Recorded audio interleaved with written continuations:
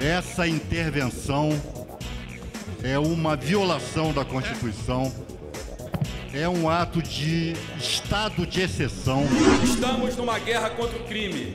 Nossa arma é a Constituição. Segurança para o povo brasileiro exige planejamento, exige investimento, exige organização.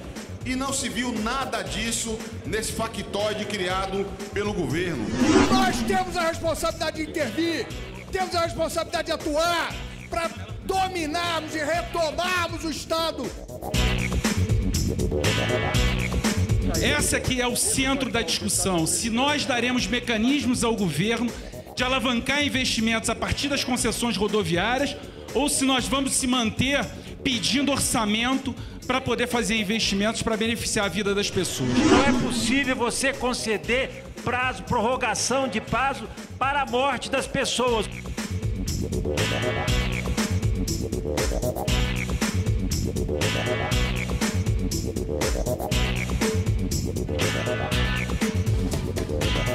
O decreto de intervenção federal na segurança pública do Rio de Janeiro foi aprovado por 340 votos a 72, depois de mais de 7 horas de intensos debates em plenário. A relatora Laura Carneiro defendeu a liberação de mais recursos para a execução das ações no combate ao crime. Para o ano de 2018, o valor estimado do custeio equivale a algo em torno de 216 milhões e o valor para investimentos é aproximadamente 104 milhões. Se calcularmos a intervenção federal durante 10 meses, chegamos ao ínfimo valor proporcional de 180 milhões para custear toda a logística das operações a serem realizadas durante a intervenção federal e o valor de 87 milhões para garantir seus investimentos. Ora, é evidente que sem o aporte significativo de recursos federais, a intervenção federal não conseguirá atingir minimamente os seus objetivos. É indispensável, portanto, que a decretação da medida seja seguida de imediato da apresentação de um projeto de lei orçamentária ou da edição de uma medida provisória por parte do presidente da República. O crime organizado precisa do agente público e esses são facilmente encontrados se a inteligência e a investigação funcionassem. Se a Receita Federal e o Banco Central identificassem, tivesse prioridade de identificar a lavagem de dinheiro. Infelizmente, essa não é uma prioridade, que aí sim pegaríamos o grande comando do mercado ilegal de drogas e armas. Aí sim nós acabaríamos com o crime organizado, enfrentando o mercado clandestino de armas e drogas. Os confrontos que são feitos enxugam gelo. As Forças Armadas desviadas da sua função de defesa nacional, e aqui está o depoimento na audiência pública do comandante do Exército, onde ele diz: é desgastante, perigoso e inócuo. Lá na favela da Maré ficamos 14 meses. No dia em que saímos, uma semana depois, tudo havia voltado ao que era antes. Essa intervenção sem o devido suporte econômico, ela vai ser inócua, não vai poder reverter o grave quadro que se encontra a segurança pública no Rio de Janeiro e, de certa forma, também em quase todos os estados do Brasil. Agora, é importante também, senhor presidente, que se pense que o governo federal assuma a sua responsabilidade na área da segurança pública, cuidando das nossas fronteiras. Não dá mais para as polícias estaduais ficarem enxugando gelo enquanto as nossas fronteiras estão abertas para o tráfico de drogas, o tráfico de armas e para diversas outras práticas ilícitas. Nós temos a responsabilidade de intervir, temos a responsabilidade de atuar para dominarmos e retomarmos o Estado que está alijado das forças federais, das forças das polícias estaduais. Senhoras e senhores deputados, a situação do Rio não é uma questão de índice de homicídio ou de assalto. É uma questão de domínio territorial e geográfico. Transcende em muito a questão da segurança pública para uma verdadeira questão de Estado, onde a soberania do cidadão está ameaçada e alijada de suas condições de ir e vir. PT, PCdoB e PSOL tentavam impedir a votação do decreto por meio de recursos regimentais. Além de criticar a falta de planejamento das ações, a oposição argumentava que o decreto é inconstitucional. Já deputados da base de apoio ao governo apontavam a intervenção como solução para a violência no Rio. Quero dizer que o estado do Rio de Janeiro não é o estado mais violento dessa nação, mas tudo que acontece no Rio de Janeiro é a porta de entrada do turismo brasileiro, é a porta de reflexão sobre o que está acontecendo em todo o Brasil, assim como no Nordeste. Não podemos e não vamos perder a ordem que está garantida na Constituição. Eu conclamo a cada um dos meus pares que votem sim. Isso não é uma matéria ideológica. Isso não está longe, isso está longe de ser uma discussão partidária. Isso é uma discussão como fazem as parlamentares mulheres nessa casa. É uma matéria suprapartidária.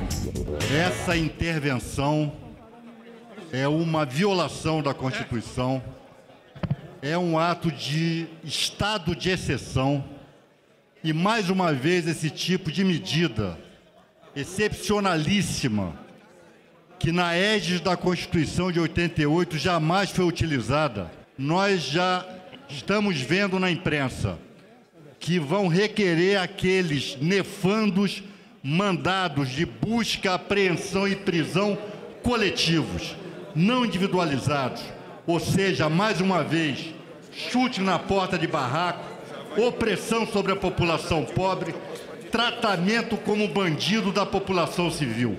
E isso é inaceitável. Esse decreto não aponta um número, esse decreto não traz um dado de transparência para justificar a sua edição. Segurança para o povo brasileiro exige planejamento, exige investimento, exige organização. E não se viu nada disso nesse factoide criado pelo governo. É uma medida eleitoreira. E eu lamento muito, presidente, lamento sinceramente ver as Forças Armadas Brasileiras, uma instituição respeitada no Brasil, sendo manipulada politicamente. As Forças Armadas não podem ser manipuladas politicamente como o governo tenta fazer. Um governo desacreditado, sem autoridade, sem nenhuma credibilidade. Um governo que tem a desaprovação da população brasileira, tenta manipular as Forças Armadas, constrangendo as Forças Armadas brasileiras. É lamentável. O presidente da Câmara, Rodrigo Maia, defendeu a aprovação do decreto e afirmou que a intervenção é um instrumento constitucional no enfrentamento ao crime organizado. Estamos numa guerra contra o crime. Nossa arma é a Constituição e a nossa missão é defender a democracia, dando aos Estados os poderes excepcionais previstos na Constituição para assegurar a manutenção da ordem e do Estado democrático de direito. As Forças Armadas, a Força Nacional, a Polícia Federal, a Polícia Rodoviária Federal estão sendo convocadas pelo Presidente da República, que é o comandante delas, para uma missão fundamental na defesa da democracia: combater e vencer o crime organizado. Não se trata de intervenção militar, longe disso. Vamos votar aqui um decreto de intervenção do governo federal no estado do Rio de Janeiro. Diga-se de forma clara e direta: se fosse uma intervenção militar, esta casa, com toda a razão e com todo o meu apoio e energia, a derrotaria.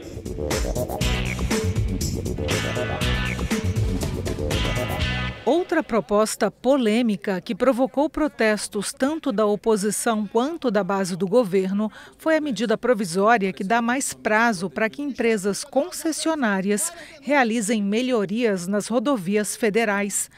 Na terça, alguns partidos da base se aliaram à oposição, optando pela obstrução.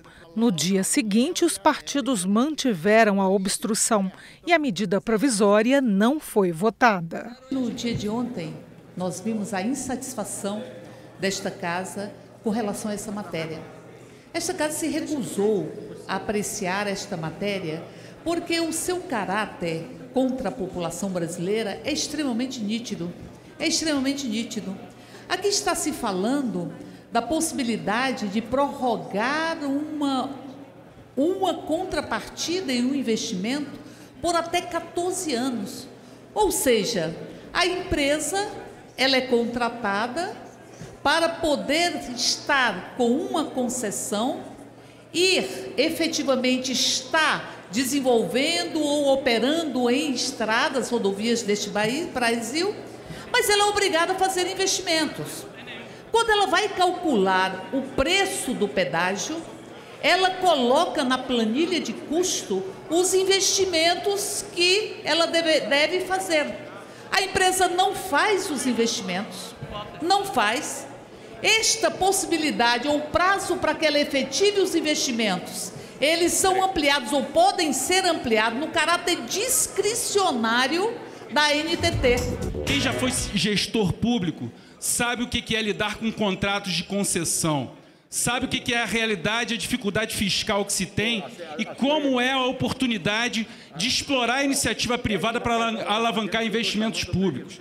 Então, essa aqui é o centro da discussão. Se nós daremos mecanismos ao governo de alavancar investimentos a partir das concessões rodoviárias ou se nós vamos se manter pedindo orçamento para poder fazer investimentos para beneficiar a vida das pessoas. Compreendemos que ela é necessária para dar conforto ao governo, para corrigir os erros do governo anterior num edital e possa salvar esses contratos de concessão e, consequentemente, prestar um bom serviço aos usuários dessas rodovias. Portanto, fruto desse entendimento, o Democratas que ontem participou da obstrução da sessão sai da obstrução e espera, enfim, ainda na tarde de hoje, a produção de um projeto de lei que venha a complementar a medida provisória apresentada pelo governo, num rigor absoluto à punição aos eventuais desacordos daqui para frente desses contratos.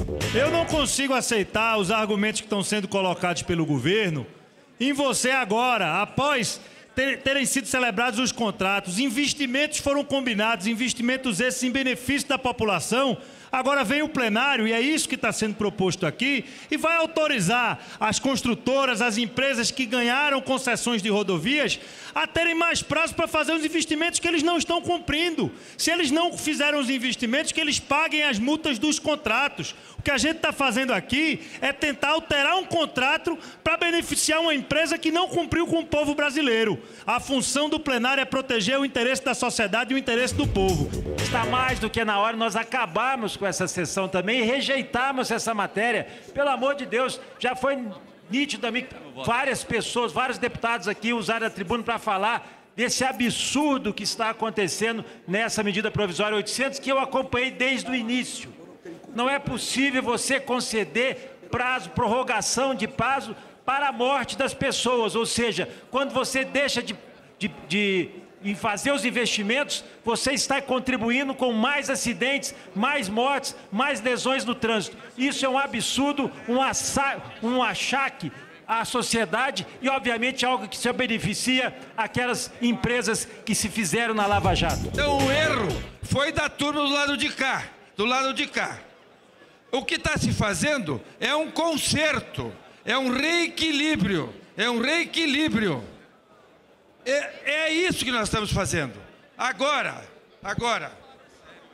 tinha algumas coisas que na reunião de líderes hoje, e líderes que encaminharam ali, o PSD estava participando, tá? Foi retirado 2, 3 coisas do Porto Seco. Fechamos depois, na questão da penalidade, um projeto de urgência. Tá bom, então nós estamos consertando. Tudo. Pode parar. Bandalheira que eles fizeram com essas estradas. E se nós não votarmos isso, olha, vai 4, 5, 6 anos para nova licitação. E eu quero ver vocês vão ser responsáveis. Aliás, já o são, a oposição. E a base tem que acreditar. Isso foi muito discutido. Que essas concessões foram feitas através da licitação pública. E as empresas que venceram a licitação pública tinham a obrigação, deputado Sola, de fazer obras nas estradas. Cobraram os pedágios e não fizeram as obras.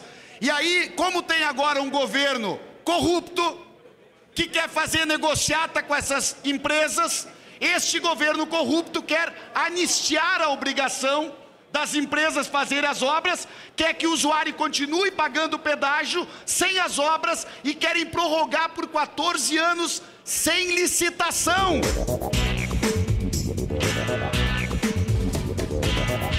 E em sessão do Congresso Nacional foram derrubados vetos à lei que agiliza a adoção de crianças e adolescentes. Agora, as crianças abrigadas precisam ser reavaliadas de 3 em 3 meses, se permanecem no abrigo ou se entram no Cadastro Nacional de Adoção. Os parlamentares também autorizaram o encaminhamento à adoção de crianças e recém-nascidos abandonados e não procurados por familiares em 30 dias. A decisão foi unânime. Nós queremos que seja cumprido no Brasil um prazo no momento em que a criança está afastada da sua família e que o judiciário decida qual é o destino que aquela criança terá. Não é possível que ela seja levada ao acolhimento institucional, distante de cuidados familiares, e cresça numa instituição, num abrigo, sem que lhe seja dada nem a oportunidade de voltar à família original, recuperando seus laços, e tampouco ela tenha a oportunidade da família substituta. Agilizar a adoção no Brasil é agilizar a pauta social que o Brasil tanto precisa. Nos vetos, lamentavelmente, prazos que conseguimos reduzir no nosso relatório, eles voltam a ser dilatados. Nós esperamos e tenho convicção na sensibilidade do governo e na sensibilidade de cada parlamentar, deputado e senador desta casa, para mantermos o texto original como foi aprovado na Câmara e no Senado, porque talvez para nós que temos a nossa vida social normal, 30 dias não modifique muita coisa, mas para uma criança no orfanato, um dia é uma eternidade. Fraternidade e superação da violência. Esse tema os cristãos somos todos irmãos. E eu vejo que a CNBB está correta, porque a violência não escolhe a religião, mas pode talvez escolher o maior número, que seja um negro, que seja um pobre, que moram nas vilas, nas favelas. E esta campanha tem que vir em encontro também com programas sociais de retirar a juventude do vício. Temas de interesse nacional, debates em plenário, a reação e propostas dos deputados, fatos e opiniões. 36 milhões o orçamento inicial. Hoje, gastos mais de 200 milhões e o aquário do Pantanal é um esqueleto, com a mortandade de 6 mil peixes adquiridos em 2013. Que tragédia, que coisa triste para Mato Grosso do Sul, que depõe contra as autoridades que idealizaram, executaram parcialmente, mas não conseguiram implementar esta obra.